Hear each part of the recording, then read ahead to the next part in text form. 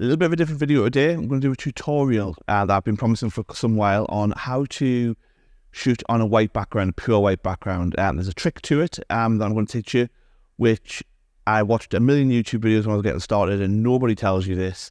And once you understand this principle, you can light on any white background, get pure white, and still get a great image. If you wait till the end, I'll show you a trick in post-production that'll help to take white background headshots up to a different level. Same for portraits as well. The technique for shooting on full length isn't particularly different, but I can show you in another video. If you would like, just let me know in the comments below. Okay, so the first thing to do is to light the background. Now, I'm going to shoot the subject at f8, so you need the background to be higher than f8. You can do this using your camera and using the blinkies to check out you're overexposing the background, because to have it pure white, you want it to be clipped or close to clipped. If you take it close to clipped rather than fully clipped, you can raise it in post to get it in the clip position. So I need the background to measure at least f9. I'm only using the background light here to test. I've turned off the video lights. So here we go. So I'm using the meter because I find it faster to get set up like this.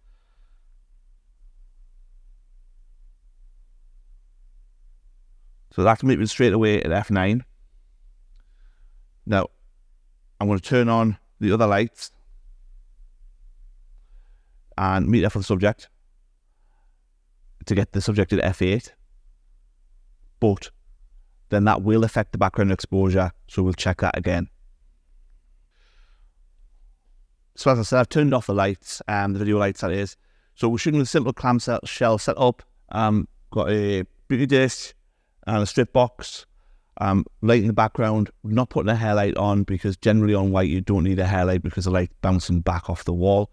So we're just going to meter those. We want the subject to be metering at f8. And because the schools are on strike, my son is acting as model for us today. So we're using Godox AD600s all the way around. You don't have to. You don't even have to use the same lights. Just look forward. I'm not going to give you the power settings because they don't matter.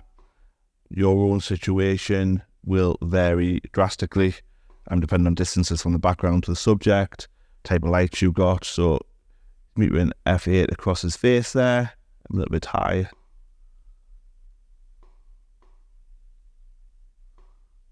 There we go, got that going at f8.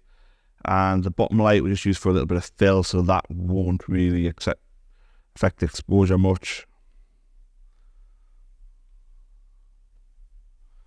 I tend to just to adjust that one as I'm going.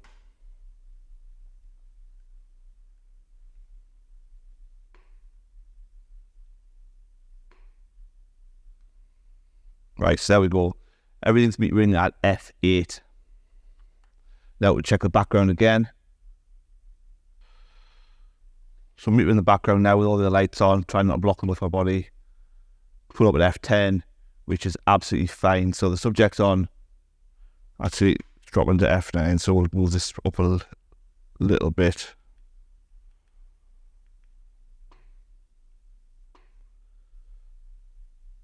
So there we go, we're getting an f10.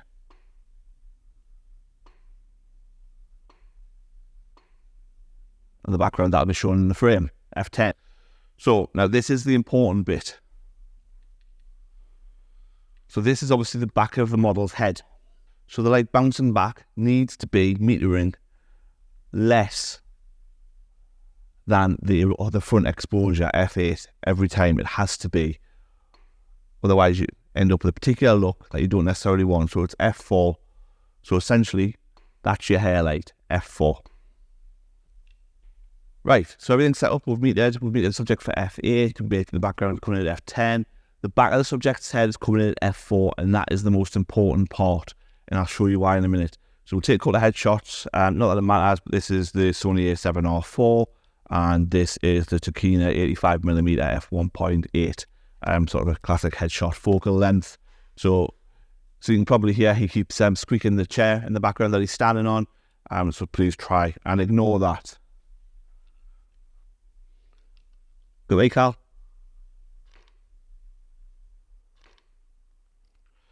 I'm shooting with a sort of speed of 1125, but it doesn't really matter. But you know, look at me though. Back of this wheel at this.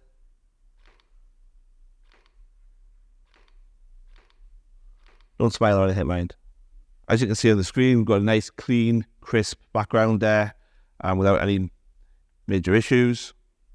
It won't be perfect across the frame because I'm only using one light on the right of the background, so that we could film easier. Usually I would put a second one on the other side so we can light it more evenly. What happens if we turn the background light up so high that we end up with an exposure on the back of his head that is greater than f8 or close to f8? This is where it all goes wrong for a lot of people. So turn the background light right up. So a lot of people will go really high, completely blitz the background. F22 there, yeah. You see that where we get this perfect spread all the way across the background, what we're losing is the edges of Carl's hair. So we can see what the effect is if the bounce back is too strong. So as you can see here, we have the two images that we took. On the left, we have the one with the exposure correct, so that the light hitting the back of the subject's head is less powerful than the light hitting the front of the subject's head. And on the right, we have the opposite. Now, that's the only thing that's changed here, and you can see how much extra light bounced around the room as well and made it a higher exposure overall. But the crux of the matter is if we zoom in and have a look at the hair, you can see just how much detail has been retained by ensuring that the light at the back of the subject's head is less powerful than the light at the front, i.e. not overexposed, versus on the right hand side where the light has been blasting back from the background and basically burning away the detail. Now, in many instances this may not matter. The bigger the hair of the subject, particularly women, the worse a problem this will give you when you come to post-produce your image, meaning you end up losing the finer detail at the edge of the hair, which ends up giving you a cut-out look on the finished edit. So, I promised to show you a little Lightroom trick to take your high-key portraits like this up to a different level. Now, you can see here I already set this image up so that we've got the white background completely white across the screen. Now, to understand what we're doing here, you have to remember that the human eye is always drawn to the brightest part of a picture. And a little risk that you run when you're doing pure white backgrounds is simply that the background is brighter than the subject, and therefore the background becomes the thing that draws the eye instead of the subject themselves. Now, all you have to do to balance this out, and so many people don't do this, is create a elliptical mask. You can see my settings here. I've made up a little preset that I have called high key face, and all you're doing is just bringing up the little brightness in the middle of the face, not to the point that it burns out, just bringing it up to balance it against the background. Now, it doesn't matter what the skin tone of the person is, this works every time. Now, if you try to do this in volume on Lightroom now, I would probably choose to select the subject and do it apply to the subject rather than an elliptical mask, and then you can sync that across multiple images. But I actually think the elliptical mask gets a better finish than the subject separation. But if you can see here the little difference that it makes, it just helps to draw your eye more to the subject and a little bit less to the backdrop. And if you found this video helpful in any way, then a comment, a sub, a thumbs up would be appreciated. Take care.